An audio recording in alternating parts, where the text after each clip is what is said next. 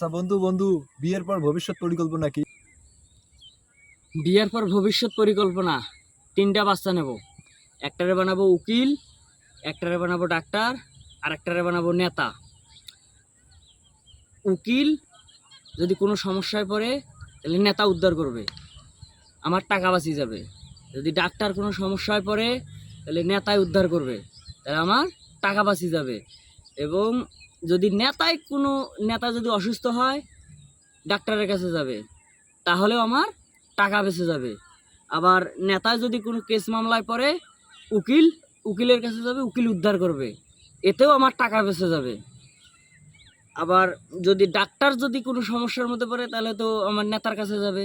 তাহলে ঘুরায় পেঁচায় দেখা গেল যে এই তিনটা যদি পেশা আমার থাকে তাহলে আমার অনেক টাকা সেভ হবে। তাই আমি চিন্তা ভাবনা করছি একটারে ডাক্তার, একটারে উকিল, আর একটারে নেতা বানাবো।